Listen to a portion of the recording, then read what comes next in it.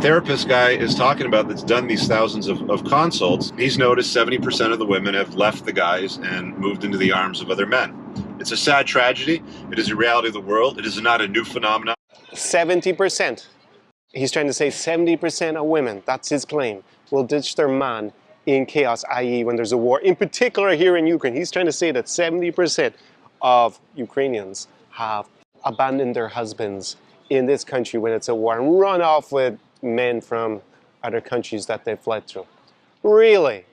So this is my big issue often with red pill creators like Rich Cooper, is that they take stats or just basically anecdotes and extrapolate that out, misrepresent it, and then go super misogynistic. Because what else is that claim? It's basically saying that you can't trust any women, right? That's not what he's trying to say, because 70% of them will just basically dump you if the going gets tough. So, first of all, Привет, greetings from Odessa, Mama, because I'm actually here on the ground in Ukraine, and I'm known in this region as the Insider.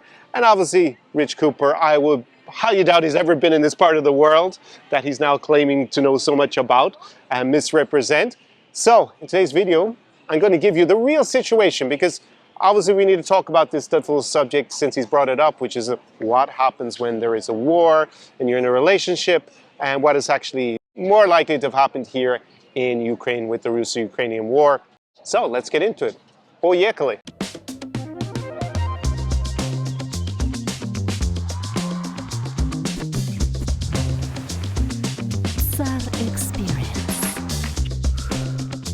So I'm going to react to a video from Rich Cooper. It's on the channel Entrepreneurs in Cars. The title is Therapist Exposes 7 out of 10 Women Ditch Men in Chaos. So quite a shocking statistic if that is accurate and if you buy into it. Let's see. That's happening. The reason why I'm making this video is because it really exemplifies the notion that I talk about many times to you guys when understanding the sexual marketplace, that women just don't care about a man's struggles. They hang out at the finish line and they pick the winner. So is that all women, or just a select subset of women that hang out at the finishing line waiting to pick up the winners and no one is interested in any other men? I'm a bit skeptical about that. But anyways, let's go forward. Let me just, I'll have my editor put it up on the screen, but I will read it for you. It says, regarding the women who left the country since the beginning of the war in Ukraine, I would like to expand on this topic a little bit more. Look, I have had approximately 1,000 consults for the last half a year. 70% of my clients are men who, just like any honorable man with dignity, they have taken their wives and their children or their girlfriends and the women out of the country into a safe place, and then either took up arms and went to defend their country, in quotations, or just stayed in Ukraine. Okay, so he's outlining it here from this therapist who's presumably Ukrainian. He had 1,000 consultations, so obviously he's helping men probably with some sort of trauma. And he says 70% of the men who stayed in Ukraine, well, most men had to stay in Ukraine because they weren't able to leave, the vast majority, or they went to defend their country, which is, in terms of going to fight on the front lines, subset of Ukrainian men who are in Ukraine. So let's go on. Well, 7 out of 10 Ukrainian women ditched their men, broke up with their husbands, and found themselves new men, Poles, Spanish men, or German. They have destroyed their families and ruined their relations. And I don't know, this is a tragedy of our times. What's wrong with this world? What's wrong with our women? All right, so there we have this therapist claim that 70% of the 70% of his clients, because he says 70% were men, that 70% of those 700 men presumably were there for the therapy because their wives have left them, right? So that seems to be what this therapist is claiming. Ukraine pre-war population around 40 million, able-bodied men maybe about 8 million, and we're talking about a subset of 700 men. And I guess 70% of 700 men, is that 490? Okay, in this position. Let's hop on the road and deal with that component of female nature. You know, he's saying what's wrong with the world, what's wrong with our women, and the truth of the matter is that's just the way things are. Let's get on the road here. You guys want to hear this exhaust? That's a stage 2 tune, by the way, 585 horse, 640 pound-feet of torque, for those wondering. All right, so to the point of what's happening here in this world, and what's happening in the world, and why are we behaving like this, and blah blah blah. And the truth of the matter is, this is a story as old as time itself. The notion or the concept of war brides, which is essentially women will always move over to, and it's not always, like, sometimes when I say always, I think a lot of people like to take it out of context. Well, Rich said always, so it means 100% of the time. Look, on a balance of probabilities, if women and children are basically put at risk because women are the protected sex. So already he's walked up back. It's not always. Now he's saying it's majority, so over 50%, I guess. And he's talking about war brides. I'm not sure if that's really what we're talking about in this case. A war bride would be more that one group or tribe or nation occupies another, and then they start to marry, or normally they were forced to marry the occupying or conquering army's men. That's not what we're talking about here. The therapist said that it's women, Ukrainian women, who are living in Western Europe, who are married to men who are still in Ukraine, whether they're on the front lines or, like the majority of Ukrainian men who are in Ukraine, not actually on the front lines, just in the country, because it's very hard for them to leave normally, that they've run off with local men. So not really in line with the idea of war brides, but let's see what else he says. That's why it's always women and children off the boat first, and it's men that don't, sort of thing. It's why men are stuck in Ukraine fighting, and it's why the women and children were removed from the country and placed in safer areas. It's because women are protected and men are disposable. And yes, men are extremely disposable, and they've always been disposable throughout history.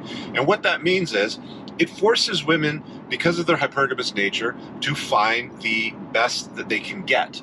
And in a situation... Well, no, that's not what hypergamy is. Hypergamy is the trend, which is cross-cultural, that women date across and up on socioeconomic hierarchies.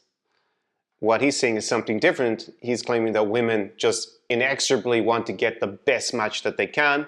And I guess that's supposed to be in contrast to men, that men aren't looking for the best match that they can get, or the highest value mate that they can. I think probably both of us, to a certain extent, men and women, are looking for our best our best match in terms of value. I'm not sure, but I guess what he's trying to get at is that women will abandon men if they have a better option. Okay, let's go on. And in a situation where your domestic country is at war, or has been at war, or has been conquered by a warring country or tribe, or whatever it happens to be going back 2,000 years, women's innate nature to survive for themselves and their own children is to find something that is better, or something that exists that is better. So when these guys removed their families and put them in safer places, and then they found Spanish men, Polish men, or German men to take up the place, and they left their husbands, or maybe their husbands or boyfriends or whatever happened to die, or maybe they just didn't happen to be the best option. Maybe they just thought to themselves, you know what, these kids need to be fed, and I need to do something about that, so the German guy over here looks very good, sort of thing. You know what I'm saying? I don't think Rich is really representing the reality of women who have left Ukraine and now live normally in the European Union. Some are in North America and other countries, but the vast majority are in countries like Poland, in Germany. There's quite a few in Italy, Spain, the United Kingdom. In my home country, Ireland, it's 100,000 Ukrainians have come, and the majority of them are women and children. Ireland's population about 5 million, so per capita it's quite a lot in Ireland. And they're not in a position that they need to find a man to survive. The government, fortunately, because they are in a vulnerable position, if obviously fleeing a war zone or a country at war, they provide housing and enough subsidization so that they're not going to starve. Now, would their position be better if they had a new provider man in their new country? Possibly, but it's not like they're in this desperate position that they're all starving on the street and desperately, in a real desperate, with 3 kids, and they're just like, yeah, I have to shack up with a German guy in order to put food on the table. It's not that extreme. Yeah, so I don't know where he's getting that from. That is not an issue with women. Women aren't horrible creatures or any of those things. It's a feature of survival. Without it... Again, they're not in a position where they need to survive. They're not about to all die on the streets out of hunger. This is just completely misrepresenting the situation in this particular case. Humans as a species would not exist today. We would just go extinct eventually. We'd be incompetent, extinct, like dodo birds sort of thing. So you have to understand that if you put yourself in a scenario where you park something nice in a shit neighborhood, park a nice car in a shit neighborhood, leave it unlocked, there's probably something that's bad that's going to happen. Just like you take your gorgeous women out of the country and you drop them off in other countries, surrounded them with other men, then a few of them are going to be in their arms within a reasonable period of time. Exactly, and I think that's actually closer to the truth. A few of them. So he's walked us back completely from all to whatever, this title with 70% to the majority, now we're down to a few. So we're actually getting closer to the truth of the situation, finally. But that's been in the military knows the story of Jody. Jody is a big joke, not really, but it's a reality of men that go on deployment overseas and their wives or girlfriends are purportedly supposed to be waiting for them. A lot of men find that these women of theirs that are supposed to be patiently waiting for them end up in the arms of other men. And the nickname for the other men is just... Okay, I can believe that's possible, that if a guy's on deployment, that a certain number of their wives and girlfriends are going to find other men in the meantime because they have opportunity, the guy's away, and maybe they find a better option in the meantime. But is it any different for men if they're away from their wives and girlfriends and they're put, obviously in a... Let's take a guy who's maybe married in... he's rich as Canadian, if I remember correctly. So he's from, I don't know, Saskatchewan, and he leaves Saskatoon and is deployed, I don't know, as a soldier in, I don't know, we'll say Thailand, right? And his wife is not coming with him, or his girlfriend's not coming with him. What do you think the probability is that maybe he shacks up with a Thai girl after a certain amount of time? Also a possibility, just humans, if there's big distance geographically between you and your partner, it becomes a long distance relationship, and a lot of us have had experience probably with long distance relationships. Very hard to make them work. So it's kind of the nature of things in general outside of this situation, obviously with the Russo-Ukrainian war. So I'm sure there's military men out there that have served, that have been in that situation, or know somebody that's been in that situation, might have even sat down beside one of their friends, breaking down in tears after they find out that their woman's left them or is not responding to them. And, they're out in deployment dodging bullets and frickin' bombs and roadside explosions, trying to save the West. That story, oh yeah, that's working well.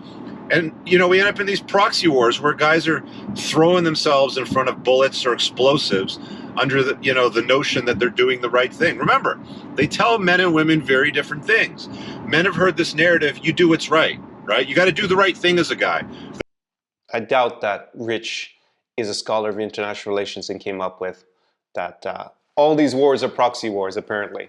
So, not really sure. Obviously, the Russo-Ukrainian war is quite a different situation where the country is invaded by another country that doesn't think it should be independent. That's the genesis of the conflict. Imperial war by Russia, pretty classic. And Putin has made no real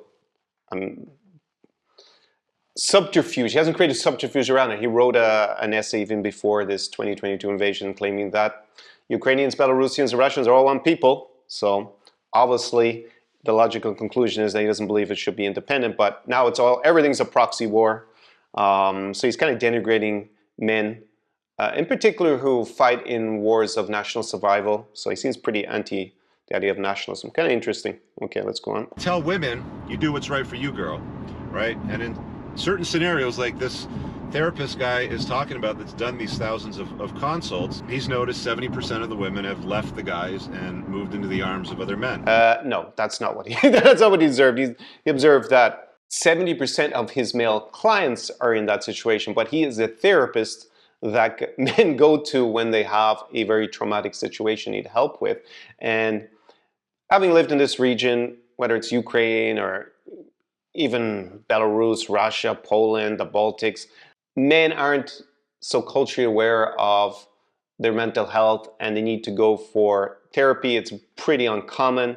So I don't know how many other male clients this guy really gets who are not in some sort of extreme situation like they're fighting on the front lines and their wife left them.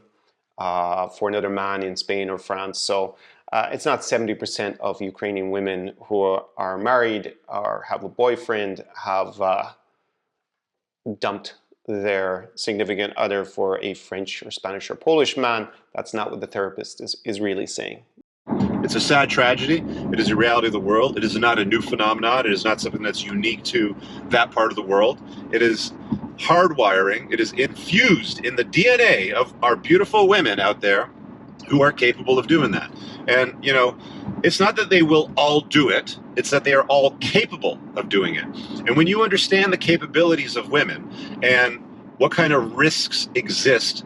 Yeah, but all men could do it as well. They could leave their spouse for a better option if they're in a long distance relationship. I mean, it's really down to the emotional bond that you have with the girl or the guy in this long distance relationship, and also factor probably of your other options in the new place you're living in. That's going to decide how faithful you are. What kind of risks exist when you allow them to exist? Then you take better precautions, if you see what I'm saying. It's like, you know, the whole story that I've told thousands of times now, and I've had loads and loads of consults with a guy tell me the story. It's like, my girlfriend went out to Vegas and she cheated on me there. She was at a bachelorette party and she ended up banging the stripper or whatever it happens to be. It's not even that uncommon for, you know, brides to be. They're called dancing bears, by the way. I've had a male stripper on my podcast once explaining this concept and how it goes down. But it goes down. It goes down. Sure, I can see that, but also, I mean, there's kind of a stereotype of guys, in particular in Western Europe, going on a stag party or bachelor party to Central Eastern Europe and banging a stripper as well. I mean, I don't see really why it's so gender specific. He's not providing evidence that's really gender specific. We don't say what's wrong with the world or what's wrong with women or why can't women behave with some integrity or virtue or whatever it happens to be. But I'm sure there's some YouTube channel that caters to women who are bitter with men who's going to say exactly the same thing as Rich Cooper. Why can't men behave with dignity anymore? Why did he go on his stag party, bachelor party and smash the, we'll say, Czech stripper or whatever? So, same thing. Women behave in accordance with their hardwiring, and their hardwiring is hypergamous, and they want the best they can get. And if you're not in anymore, fellas, and somebody... Does Rich not want the best he can get?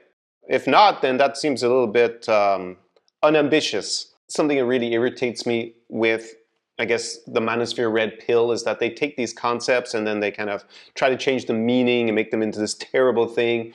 Hypergamy is simply a cross-cultural phenomenon that we see that women date in general, not all women, but in general there's a trend that they date across and up in socioeconomic hierarchies, while men do. We do hypogamy, we date across and down.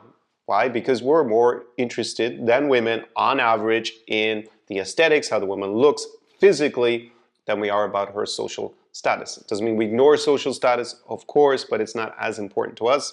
And that's probably even changing just because while women, you know, between 20 and 30, I saw a stat in the US, they actually make slightly more money than men between 20 and 30. Now that changes when they get over 30 in the US, but they actually make more money. So if women gain more and more socioeconomic status themselves, then they're probably going to change their preference. And I think we see that. I mean, I notice a difference, say, between the region that I advise my clients in, New Europe. So we're talking about the areas between, say, to the east of Germany, all the way up to Russia and Belarus, de facto new Russian Empire. In this region, it's a little less important your looks than it's going to be, say, in North America, you know, ceteris paribus with everything else, right? And socioeconomic status is actually a little bit more important. Why? Because women in general have less of that themselves. They're a little less focused on career, not everyone, but just as a generalization overall within the societies. And there's even a difference within Europe. I would say Poland, they're more focused on career than, say, in Ukraine, for example. And as a result, they prioritize looks a little bit less. So that's just kind of the way it works out. But it's not about just women continuously searching for a better option and dumping their man.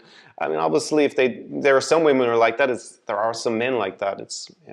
Choose wisely and make sure you have a strong emotional bond with your partner. If you're not in anymore, fellas, and somebody else is because you decide to go and throw yourself in front of bullets, they move. Women move around. It's a moving target. It is what it is. Learn the game, understand the rules, and play it accordingly.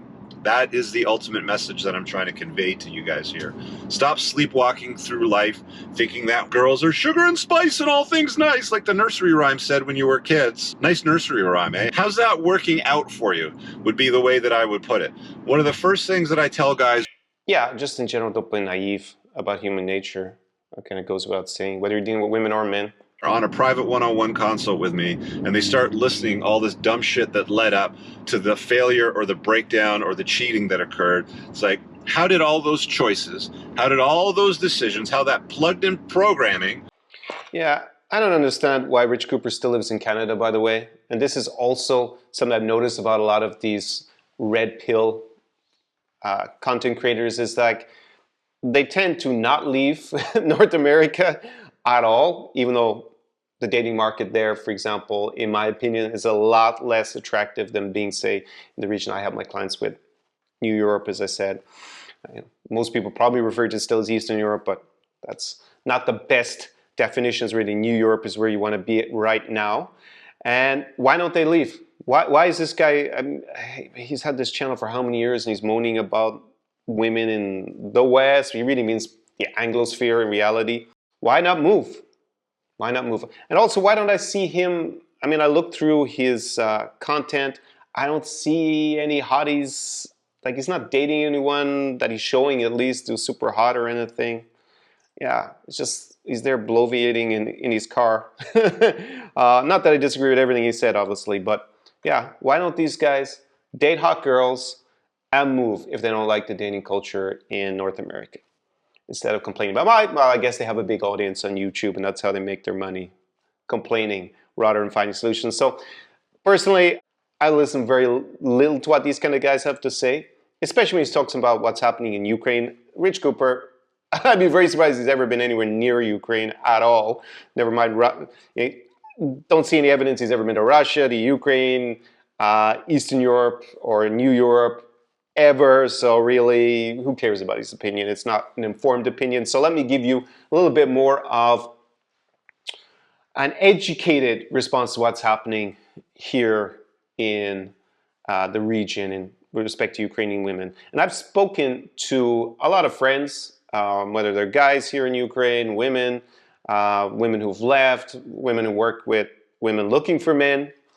And what they tell me, kind of is a universal kind of consensus about it, is that the women that were in relationships that were already had problems with their husband or boyfriend, those relationships didn't last the distance over the last almost 2 years since February 24, 2022, when most of them started to evacuate from Ukraine.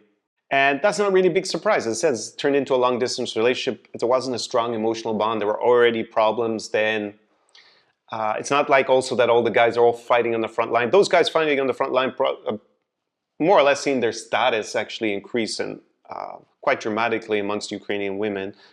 It's just, protector of loved ones. It's attraction switch for women through evolutionary biology. But the reality is that less than 10%, maybe even dramatically smaller than that at any one time, of Ukrainian men are actually on the front lines fighting. The Ukrainian armed forces in total is about 1 million. I think about 8% of that is actually women. They're normally not frontline combat troops, but they're part of the military. So there's probably, I've seen estimates of 8 million able-bodied men in Ukraine of military age, and there's probably a little bit under 1 million who are part of the armed services in some shape or form. So yeah, it's probably about 10% of those guys are actually fighting on the front lines at some stage or part of the armed forces. So the bottom line is that if you end up in a long distance relationship situation, in particular where the party that's had to move, in this case the women, are now in a local dating market where their value has increased versus when they were living in Ukraine pre-2022 invasion. So I have another video, I'll link it up on the card down below in the description, where I talk about what's a 9 and 10. We use that scale, men between 1 and 10, we rank women's attractiveness and how that changes for women from a country like Ukraine when they go further west.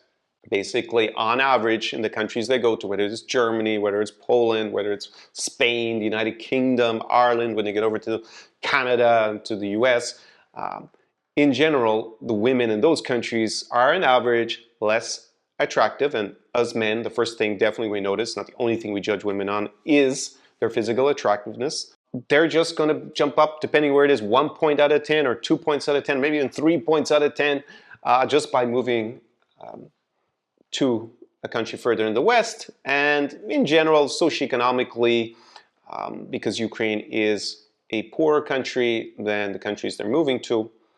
And again, it's not all about just the money. Socioeconomic, like the guys fighting on the front line in Ukraine definitely have, quite high social status within Ukraine at the moment, versus some guy who's an accountant, maybe makes more money in theory in Spain or somewhere, but he's not a warrior. Probably. So would he have more socioeconomic status? Not so clear to me, but and probably no, probably less. But you're moving women into a situation where they have, more opportunities. And it would be the same if you took a guy from Canada and you moved him, where obesity is an issue. Maybe it's not as bad in Canada as it is in the US, but it's an Anglosphere basic problem in general, this obesity phenomenon. And you move him to somewhere where the women are slim and on average better looking. And ceteris paribus, he's probably going to have more options and be tempted, if he had a girlfriend back home, to dump her and choose someone who's, in his opinion, higher option. Maybe it's 2 points.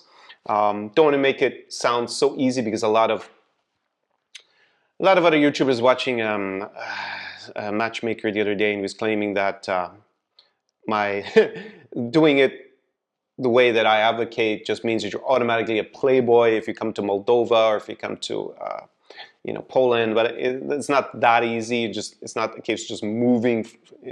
Maybe if you go to a Filipino island, it's really that easy. But you need to also have a local social circle normally.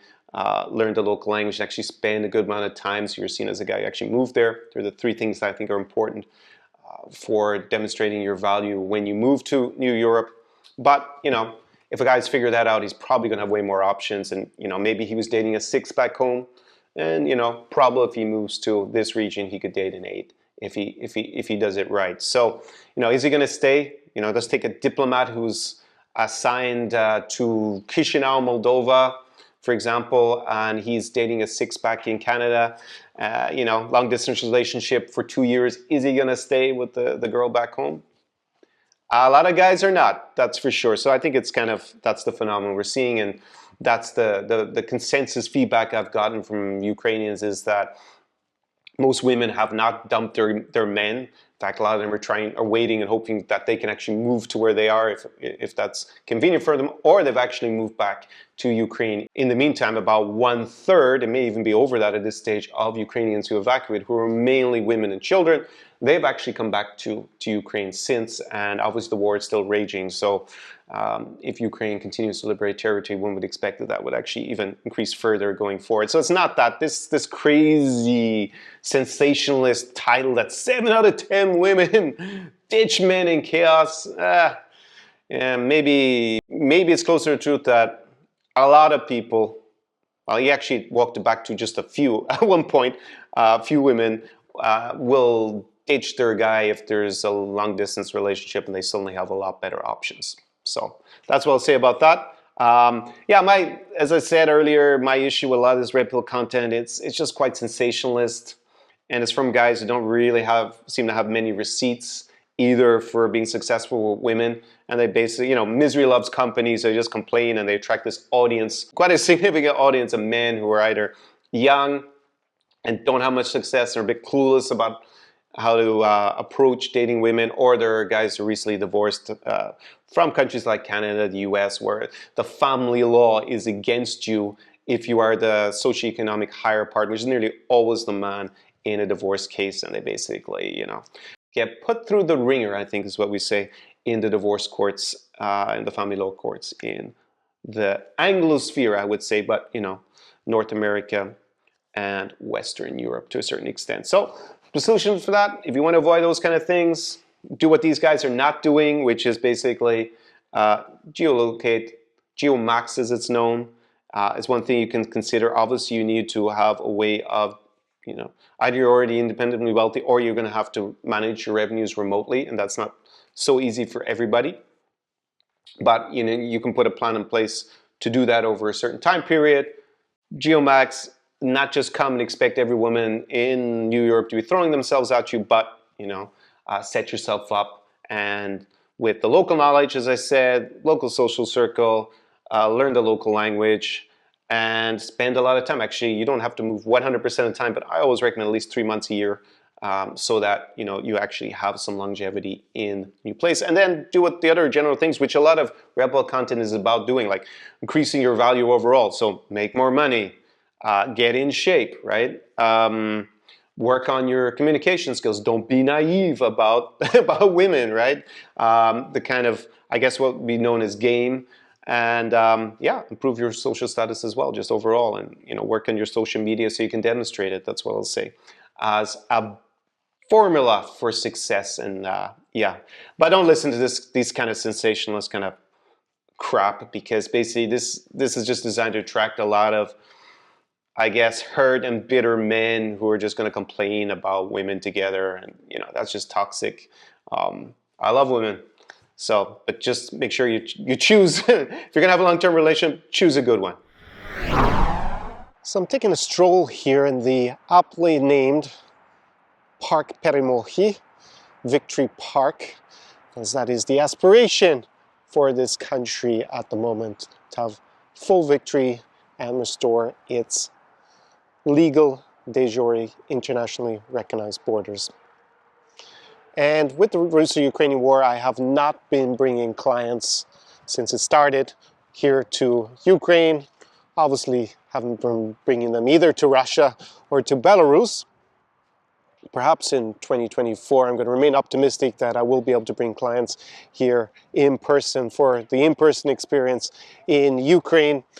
And in the meantime, I've been helping my clients with alternatives, because so many guys had relocated, especially with COVID, to Kyiv, also to other cities in Ukraine, and then with the war they evacuated, and they've been looking for alternatives to try and recapture the quality of life that they had in Ukraine pre-2022 invasion. So for the last, I think it's like maybe 15, 16 months, I've been bringing clients to places like up the road in Mad Moldova, Chisinau, crazy Chisinau, the capital of Moldova. Also been bringing my clients to Riga, the capital of Latvia, which is on the Baltic Sea. So I was going to say the Black Sea, but the Black Sea is here, just about to walk down to it again. Well, the Baltic Sea is definitely a very attractive alternative. Not going to be as warm as it is here further south in Europe, but does have its advantages. Having going there with clients quite a bit, about to go back to Riga in about 3 weeks with a client. Also going to, probably for a period, it's been the most popular, to Warsaw, the capital of Poland. There you've had a huge number of Ukrainians who have relocated, evacuated with the war, and are still in Poland. In particular, women, well, it's mainly women, children, old people who are allowed to leave Ukraine at the moment. Most men of fighting age are here. They're not able to leave in general, so there's a lot of beautiful Ukrainian women who have relocated to Warsaw in Poland, as well as many Belarusians who have been leaving Belarus with the political oppression since Lukashenko declared that he won a presidential election back in August 2020. Well, a lot of the younger and single Belarusians have decided, who don't have families, have decided to leave and seek their fortunes further to the West, and it is relatively easy for them to get a visa to Poland. So Poland today, and Warsaw in particular, it's kind of interesting because it's not just the Poles who are there. There's a massive diaspora of both Belarusians and Ukrainians there that gives the city a special flavor, and for me it is now the capital of what I'm referring to as New Europe. I have another video about that. I'll link it up above in a card down below in the description if you've missed it. So that has been particularly popular, we'll say, since the summer for me to go to with clients. Been there a few times. And finally, I bring my clients to Almaty the Almighty, very far east of Europe in Central Asia, but Kazakhstan is a little bit geographically in Europe as well. And in terms of its people, it's about, I would say, 15% European and 85% Asian when you go to the big cities like Almaty, the former capital, and what is de facto the commercial capital of Central Asia, and also in the political capital Astana.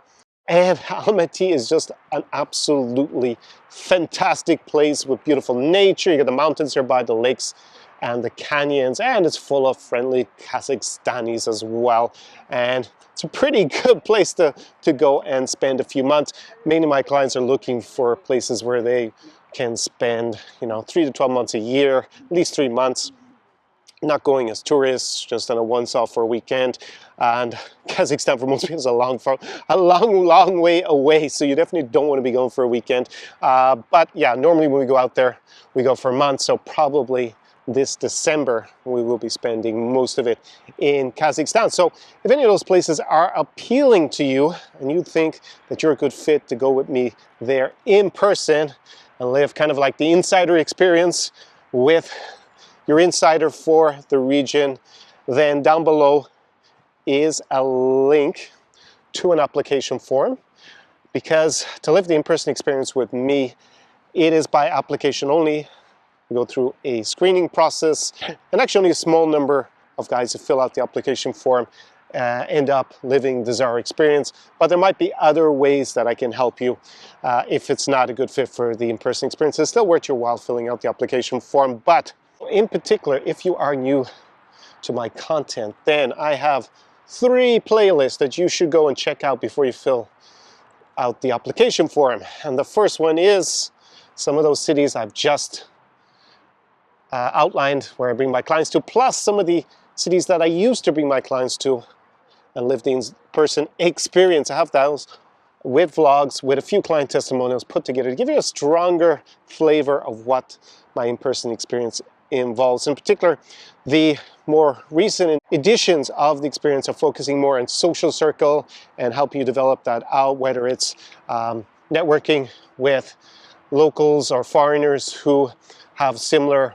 mindset and interests here in the region, maybe business, and of course partying with the uber beautiful, the super hotties of the region.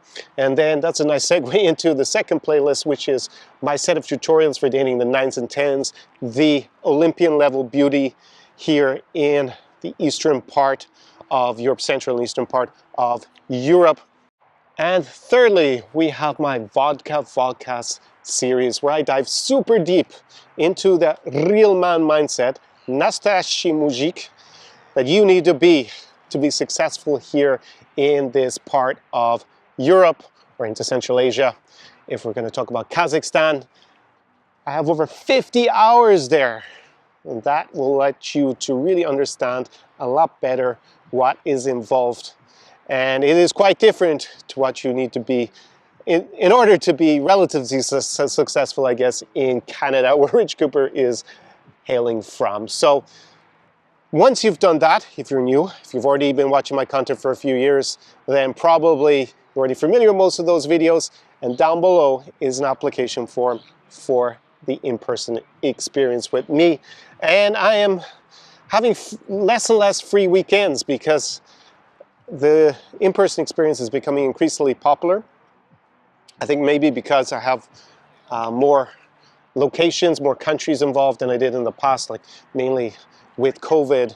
I didn't leave Ukraine for the entire COVID period, so it was all about Ukraine, the in-person experience back in 2020 and 2021, and now it is becoming higher and higher in demand. So go down, take your shot, in the words of Wayne Gretzky, a famous Canuck. Well, that's good. So at least Rich Cooper will know who Wayne Gretzky is. He is an ice hockey legend with Ukrainian, Polish, and Belarusian origins. So definitely the man to be listening to. respect to my content here. And he said you miss 100% of the shots that you don't take. So down below is the application form, and then maybe it will be you hanging out, partying with me, taking your first step on a new, improved 5x lifestyle here in New Europe. So that note from a very beautiful autumn evening or fall evening in Victory Park, Park Peremoghi, Odessa, Ukraine. Slava Ukraini, Rom Slava, and Do Peremoghi. See you in the next video. Ciao, ciao. SAR Experience.